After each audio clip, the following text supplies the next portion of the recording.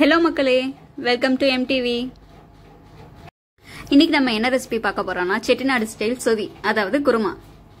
வீடியோக்குள்ள போறதுக்கு முன்னாடி நம்ம சேனலை நீங்க இன்னும் சப்ஸ்கிரைப் பண்ணலைனா சப்ஸ்கிரைப் பண்ணி கீழ இருக்க பெல் ஐகானை தட்டி விட்டுருங்க.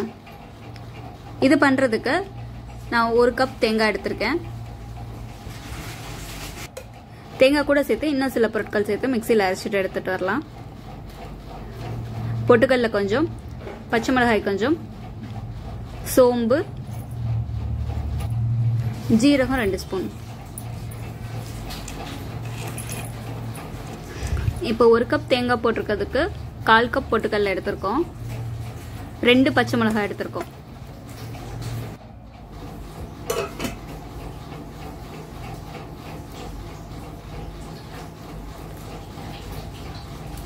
இப்போ இது கூட கொஞ்சம் வெங்காய துண்டுகள் எடுத்துக்கலாம்.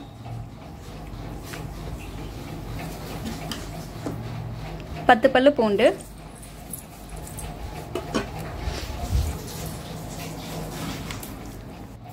கொஞ்சம் தண்ணி சேர்த்து அரைச்சு எடுத்துக்கலாம். இப்ப அரைச்சாச்சு. அடுத்து நம்ம குருமாக்கு தேவையான வெஜிடபிள்ஸ் எடுத்துக்கலாம். மீடியம் சைஸ் வெங்காயம், 2 தக்காளி, 1 பிரிஞ்சி இலை, கொஞ்சம் பட்டாணி, 2 பீன்ஸ், அதுக்கப்புறம் 1 உருளைக்கிழங்கு, 1 கத்திரிக்காய். அதை தனியாக வாஷ் பண்ணி எடுத்துக்கலாம். இப்போ குக்கரை ஹீட் பண்ணிட்டு அதில் 4-5 ஸ்பூன் எண்ணெய் ஊற்றிக்கோங்க. கடுகு போட்டுக்கலாம். நம்ம வச்சிருந்த பிரிஞ்சி இலை போட்டுக்கலாம். அதுக்கப்புறமா ஒரு வெஜிடபிளாக ஆட் பண்ணிக்கோங்க. ஃபஸ்ட்டு வெங்காயம் கண்ணாடி பதம் வதங்கினா போதும். அதுக்கப்புறம் தக்காளி ஆட் பண்ணிக்கலாம்.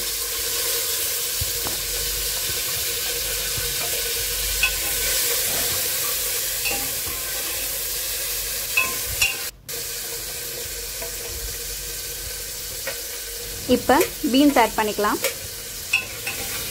ஆட் பண்ணி நல்லா வதக்கி விட்டுருங்க. அதுக்கப்புறமா பட்டாணியும் சேர்த்து விட்டுக்கலாம்.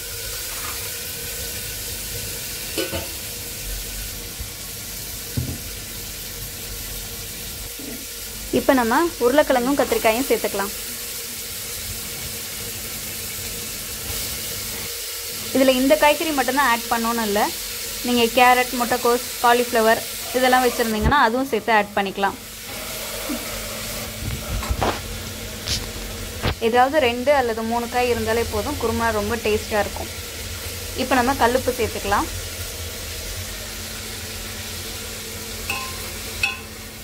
சேர்த்துட்டு எல்லா காய்கறியும் நல்லா வதக்கி விட்டுருங்க.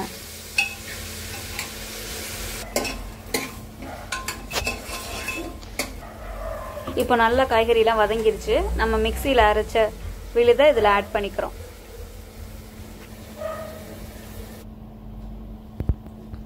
மிக்சியை கழுவி அதில் ஒரு 1/2 கப் தண்ணி ஊற்றிக்கலாம்.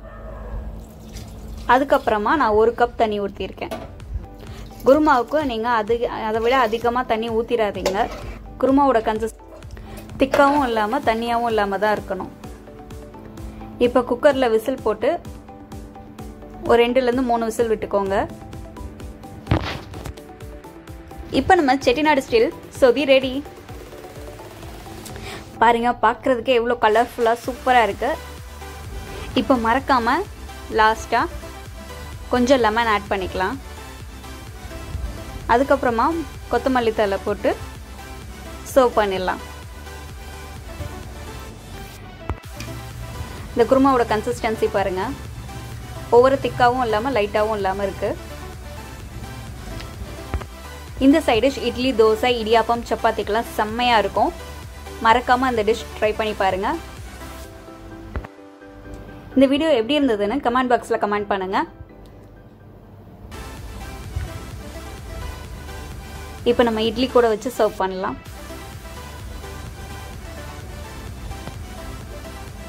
இந்த வீடியோ உங்களுக்கு பிடிச்சிருந்தா சப்ஸ்கிரைப் பண்ணி கீழே இருக்க பெல் ஐகானை கிளிக் பண்ணிக்கோங்க. நம்ம சேனலில் இருக்க பிளேலிஸ்ட்டு போய் மற்ற வீடியோஸ் அண்ட் ரெசிபீஸும் மறக்காமல் பாருங்கள். டாடா, நெக்ஸ்ட் வீடியோவில் பார்க்கலாம்.